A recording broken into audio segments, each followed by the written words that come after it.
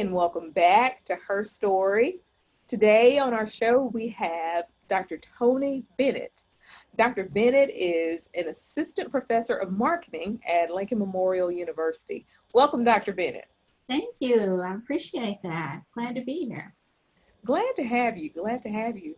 Dr. Bennett, you are our second professor that we've had the privilege to interview.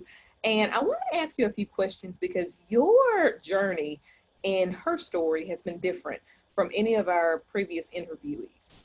What the viewers don't know is that you started your HERstory in the corporate world and you've transferred over to higher education. So could you talk a little bit about the dynamics of that? Which one is more accepting of women? I think it's industry specific. So I'll add to that my initial career launch was as a business owner. Okay. And so, you also see another dynamic as a business owner. So having that, it allows you to, you don't see the same blinders maybe that you normally would, because you've charted sort of a course and you think that that's the norm and you just keep charting forward. I do think if I had to say though, which one is the least accepting of women in say in management or upper level position, it is higher ed. Really? Okay. I have found that there is much more of a climb, much more of a kind of clawing to get to those positions than I have seen in, obviously as an entrepreneur and in corporate. So I believe the dynamic of that is higher ed is traditional in nature. And so I do think that sometimes that sort of the trends, the change is a little bit slower to come in higher ed. So not that it can't happen or that it doesn't happen, it's just slower to happen. What are we missing in higher education? I know that more women are climbing. You mentioned that climb and that claw. I know that more and more women are clawing their way to administration. What are we missing to help them make that climb? I believe that I think the passion, the intention, obviously the qualifications are there. The women that are in this field have all of those. The funny thing about higher ed is that it has a lot of ceremonial legitimacy built into it. And because of that, maybe in corporate you only had to jump 2 hurdles, but in higher ed you're jumping 5. Okay. And it's not only just experience, it's credentials. Right. It is, how many years have you worked at that institution? Sure. How many years have you been in higher ed? There just seems to be more of that ceremonial legitimacy that is built into the industry. I believe, and this is my own personal opinion, so what are we missing? We're missing a network. We're missing a network among females in higher ed administration that carries the weight that you see in other industries. So we're kind of these anomalies. I'm here, you're there. Right. So-and-so is over there, but we don't necessarily have that network that carries the same weight. So I feel like that's what's missing. You feel very autonomous. It is an autonomous, especially as a professor in that area. You have that autonomy. There's a good and there's a bad to that, because with that you're also autonomous and don't always have that kind of network that can carry you forward, kind of give you that push, that weight that you would see in other places. I can believe that. Just on my journey in my HERstory, I believe that this has been a solo journey. I brought my family along, Yeah. and my friends are supportive, but as far as, as far as having a group of people or a support system, Mm-hmm. it's definitely not there. I never thought about it or assessed it that way, but it's definitely, it's not Yeah. there at all. It's not. Well, Yeah, it's unfortunate that, but I think we can get there. This particular platform, and you using your, your position, your medium in this way, I think goes a long way to move us in that direction. I also think that the now virtual nature of our industry lends itself to more of that too. So I'm hopeful. I think we can see some change going forward. that's a good outlook. It is. I know now we are utilizing platforms like LinkedIn, Yeah. and we're reaching out more across social media and Mhm. everything to each other, not just for best practices, but just for everything. So Right, right. I'm excited about that too. Tell me. So our last professor that we spoke to was Dr. LaShonda Anderson Hodges. And Okay. Dr. Hodges mentioned that we should know our worth Mhm. as females in administration. It's critical to not undersell yourself. How do we do that? How do we make a correct assessment of ourselves and not over value ourselves and not undervalue Right, ourselves? right. That's a saying, just sort of advice I've heard a lot lately, and from some of my own mentors have said the same thing. I think how you get there, it is a journey. It's not automatic because we're not necessarily, as females, we're not always wired to, number one, voice our value, It's true. correctly assess our value, and then to promote our value. Those are all, second nature. Not, they're not just, they don't come as common to us, I think, because of just sort of how we're, nurtured and all. Um, my first piece of advice would be to quiet the noise, because the noise tells you what it thinks you are worth. And depending on where your noise is coming from, it can be right or wrong, right? And unfortunately, a lot of that comes from wrong sources. If you let the world, if you let even your industry, if you let, certain people who are competing with you, if you let the wrong people sort of in your headspace, you begin to sort of automatically devalue yourself, or assess your value based on the parameters that somebody else has set. So only you know that value, and whether you have the credentials or you have years of experience, whatever that you assess as being valuable, it is you. You own it. You know what it took to get you there, and what it, where you're going with it, what you can do with it. Um, I look at, both of us being moms, that is in and of itself value, right? I used to say, now mine are grown now, but back when they were smaller, I did more before 8 a.m. than most people do, All day. all week, right?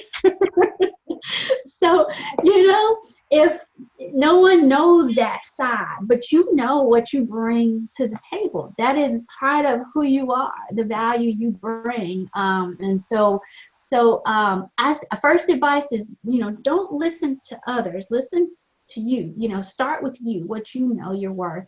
The second thing is, we have to get past what we think is bragging versus what just knowing your brand, being able to convey, express your brand, your value proposition. Sorry, I teach marketing, but it applies to us as well, because it's not a brag. It's not. Now some people can be braggadocious, but I'm not. Most of us will not. We just need to know how to verbalize who we are, and what we bring to the table. And once we can do that with assuredness and confidence, nobody can deny that. And that is where we should always be working toward. And it is a work in progress. I believe that. I really believe that, because I have not mastered it. And I know people who, women who are in their 70s who, tell me the same thing. They're still working on it. But that is very good advice that your past guest gave. And I think we should all be aspiring to that. I thought about it before you and I met Mm-hmm. and everything, and I thought about how it's important to articulate that without coming off, too cocky.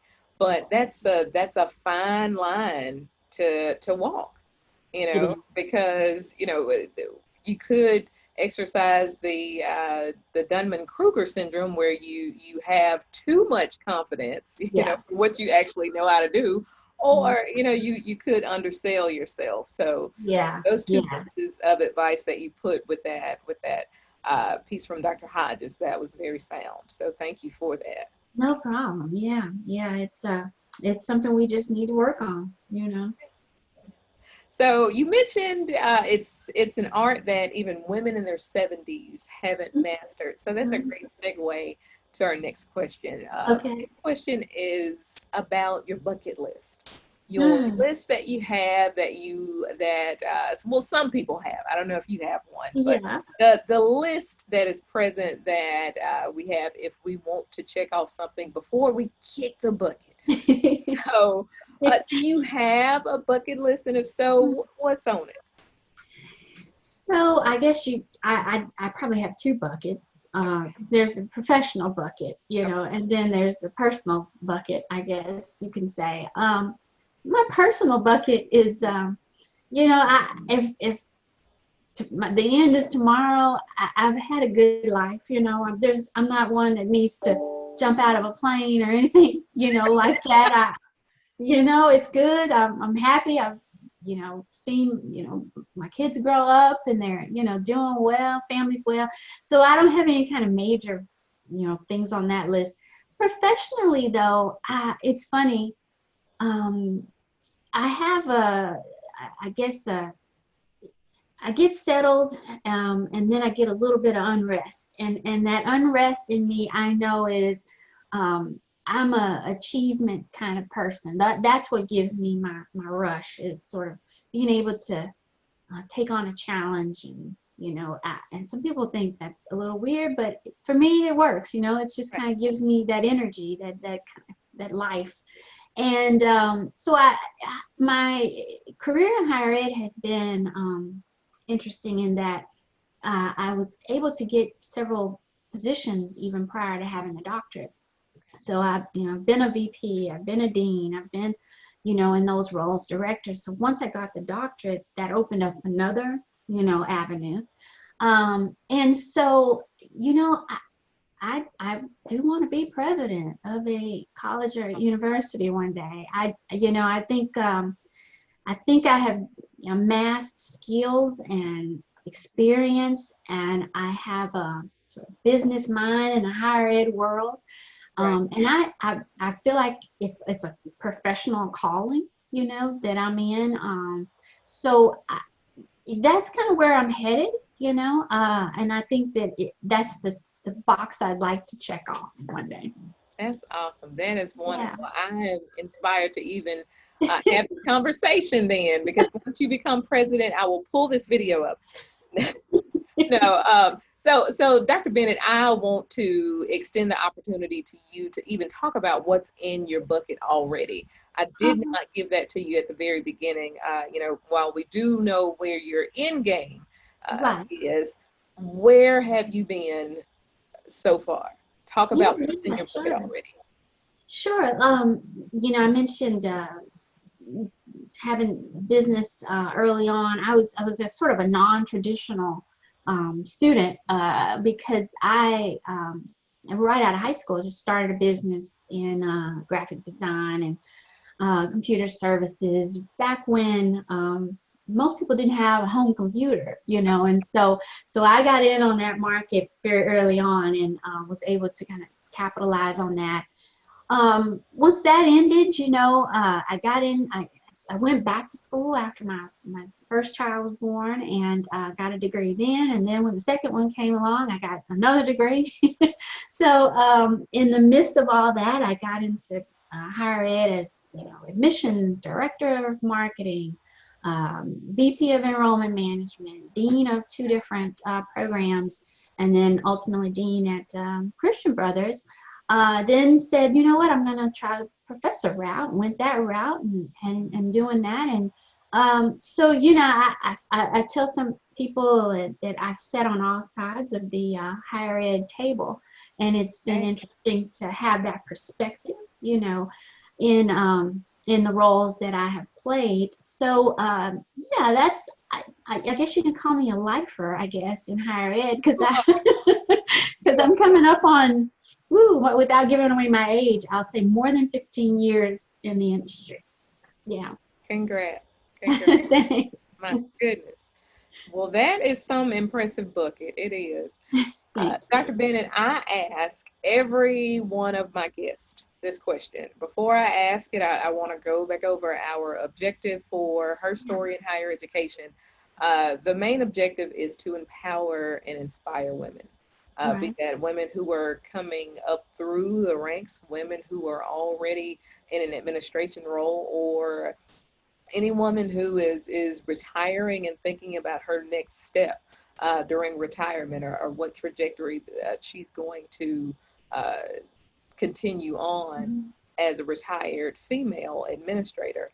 I want to know from you, looking back, from all of your experience, all of your positions that you've been fortunate to put in your bucket, what piece of advice would you tell a female clawing her way to the top? What piece of advice would you give?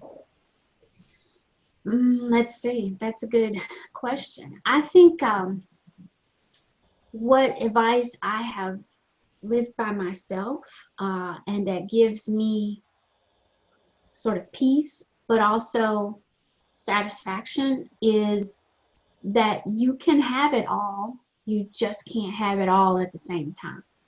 Okay. And here's why. That I think that we're professional women, we are educated women, we want the career, we want success, we want the accolades, we want all of that, plus we want our families, we want a social life, we want our church life, we want all these things, and I contend that you can have them, right? But you may not be able to have them all at one time. There are definitely seasons in our life, and it's in your particular season that you bloom and you blossom and you thrive. And so you just need to recognize the season you're in, and you need to take advantage of everything you have in front of you. If your season is right now to be a mom and to nurture your kids, do it with gusto, to the best of your ability, because your next season is going to come around, and it may be that that's your time to climb and to make it up that career ladder. I think that sometimes what women, we get a little self-defeated because we think we should be somewhere else in life, or we compare with maybe even other females, or just sort of what the world thinks we should be doing. But your life and your seasons are your own, and it's up to you to maximize where you are when you are, and you define that. You define what that season will be and what it's like for you, and what you come in, you come out of it. And when you look back and you see that the seasons, kind of strung together, and what you were able to accomplish, I think you'll be pleased if you look at it from that perspective. I used to tell my daughter, she would get sort of discouraged, and well, why is it like this? Why is life like this? And I would say, well, if we wrote our own story. If it was up to us, we'd have that, Johnell was beautiful and lived happily ever after, right? That'd be our story. But Right. that's boring. Those books are kind of boring, right? We want the Right. ones with the twists and the turns and the ups and the downs. Those novels are the ones that, those are the best sellers. And Right. so your life may be that way, but you grab it, you go for it, and you make the best of what it is you're in at the moment. Well, you have blessed us with a lot of her story, and you told us how to write our own her story and not do ourselves in the process. I know a lot, including myself. A lot of females have not mastered that at all. Yeah. The art of owning and honing where you are. Yeah. So, that Yeah. is powerful. So that's a great segue to our closer. Ladies, at every closer, I encourage you to remember your power. Mm. And Dr. Bennett has given us a way to remember our power. So remember that you're powerful. Own it. Walk in it. Here's to ladies everywhere. May we empower them, may we inspire them, and may we be them. I'm Dr. Johnell Goins. Thank you for joining us on Her Story in Higher Education. Until next time, take care. Bye-bye.